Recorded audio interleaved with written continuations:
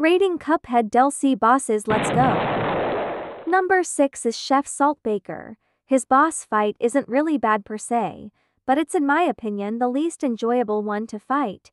His boss fight is a total nightmare, the visuals and animation are stunning, but there's too much shit on the screen, it becomes unbearable. The fireball in the first phase was already a pain in the ass in regular, and they decided to add a second one in expert, because why the hell not? Also sometimes in the second phase, I would be standing in front of a pepper shaker about to sneeze a projectile at me, but I'm not able to move because the fireball is right beside me, and if I jump over the fireball I would hit the leaves falling down on me.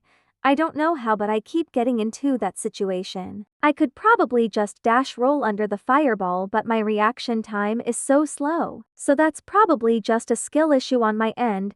Phase 4 gives me major rumor honeybottom vibes with the platforms, and to be honest, the whole fourth phase itself is pretty anticlimactic and underwhelming. We see this really cool design of Chef Saltbaker, but instead we just fight this measly little pink Saltsaker heart. Could you imagine fighting this instead of that? With all of that said, I still think the designs and animation are stunning, and I think Studio MDHR really outdid themselves here. I don't want to make this list all about the difficulty and gameplay, and I want to also take into account the character, their personality, and their charm. Also, why do all the simps cling on to this guy, when she's literally right there?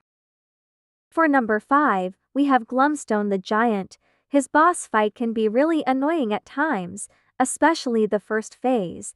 The platforms that can randomly rise and fall can be unfair sometimes.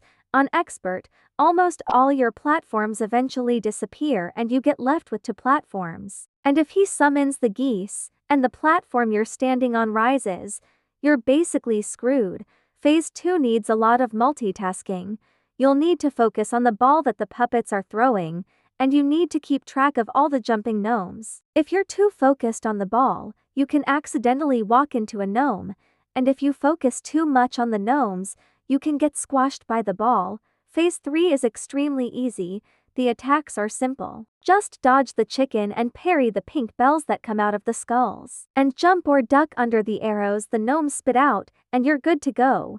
Despite Phase 3 being an eyesore, I think the setting most of the boss fight takes place in is really nice. According to the art book of Cuphead, they wanted to give the habitations a sense of history with the small town and the other mountain giants in the background, and I think they succeeded. Glenstone's idle animation on the first phase is literally so smooth, and the rest of the animation and visuals are good too. Even though I'm not the biggest fan of Glenstone, he's still a good character and has a great design, and I don't mind him at all. Next up for number 4, we have the Howling Aces. I often compare the Howling Aces to Werner Werman. It's easy, but not too easy to the point where the fun is taken away. I don't have much to say about Phase 1 and 2, though sometimes, when I'm ducking under the balls of yarn the cat is spitting out, I would get hit by one of the balls the puppies are throwing from the plane, and I can't move to avoid it whatsoever, though I would usually just dash roll away from the ball, but sometimes I would just roll off the plane. That's probably just my bad planning and positioning, so it's not the game's fault. Phase 1 is cool, and I like to think of Phase 2 as a break or intermission between Phase 1 and 3, but Phase 3 is where the fun really begins. The moving of the camera is a really cool mechanic. It's not too disorienting where it's unplayable, but still confusing enough to confuse first-timers. Also, this boss fight has the sexy female dog, so it's an automatic 10 out of 10. For number 3, we have Mortimer Freeze. I also compare Mortimer to Werner Werman as well.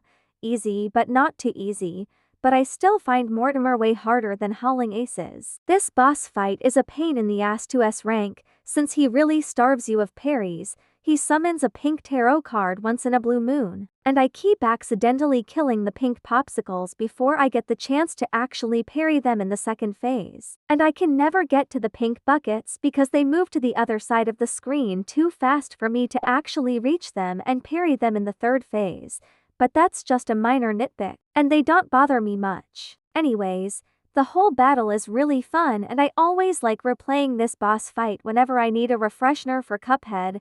and I really like how we actually get out of the arena and climb up the Colosseum. The animations for the snow golem charging from side to side is really smooth, and of course the rest of the animations and visuals are amazing too. One of the main reasons why Mortimer Freeze is higher up on the ranking than the Howling Aces is because I'm more attached to Mortimer than the Howling Aces. I'm not a big fan of dogs, I'm more of a cat person. And Mortimer is just a silly bald old fat man with a bucket hyperfixation. Plus he has a long pointy nose, and I'm known to have a long history with those type of characters. Just another dude to add to my collection, lol. For number 2, we have Sheriff Winchester. Her boss fight is literally so difficult, but it's so fun. The higher up we are on the list, the less stuff I have to talk about. All I say is that I like the boss and that's it. But I'll try to find more stuff about the boss fight to talk about, lol. I think one of the main aspects of Cuphead that really shine here in this boss fight is the animation.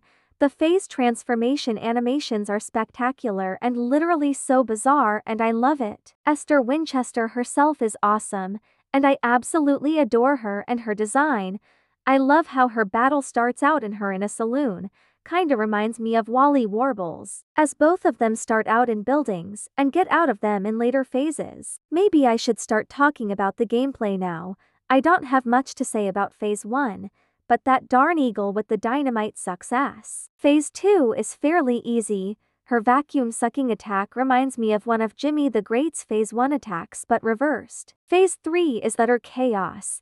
The cans of beans go way too fast to the end of the screen, so you have to be fast to react and get out the way, and Esther can go from flying in the air and running backwards on the ground. It's literally pure insanity. Phase 4 isn't that hard, but you can easily panic and mess up because of the adrenaline from the other 3 phases. Lots of free parries in this phase. If you need to do an S rank and missed a few parries in the first 3 phases, you're not completely screwed. Yet again, another very fun boss battle. Now on to number 1. And unsurprisingly, number 1 is Moonshine Mob. And no, it's not because I'm biased towards the anteater. The boss fight is so good, I'm literally speechless, and I can't put into words how much I love this boss fight. First of all, this boss has some of the best music in the game. Christopher Madigan is literally so talented, and we don't give him enough credit for the music in this game. This boss fight is basically just the developers of Cuphead dumping all of their unused ideas from the base game, such as the flying gentleman and the light, and mixing them all up to make a boss. And though it sounds like a bad idea, they made it work, and they made it work so well. I always have a blast playing this boss, and I love all the characters and their phases, and I also love the cops versus criminals setting, with the cops being on your side and fighting the Moonshine Mob alongside you. I really can't express my love for this boss. Whenever I feel like playing Cuphead, I play this stage. Whenever I'm bored, I play this stage. Whenever I'm doing literally anything, I play this stage. It's so fun and I never get tired of it. I'm obsessed. Though, my only problem is that the hitbox for the boss isn't always in the screen for phase 1 and 3. They always leave the screen for a few seconds then come back to the screen again, so you can't constantly damage them 24/7. Though it's not really a problem. It's just something consistent I see throughout phase 1 and 3. I also really love the fake knockout. I seen lots of YouTubers and streamers fall for it. It was hilarious. Thankfully, I didn't fall for it when playing the game myself. So yeah, that's my ranking of the DLC Cuphead bosses. Please keep in mind this is probably not like your typical Cuphead ranking you would probably see on YouTube, and I'm just a casual Cuphead player that's way too deep in the fandom. Though I call myself a casual Cuphead player even though I almost S-ranked the entirety of the game. Anyways, that's pretty much it, and thanks for watching.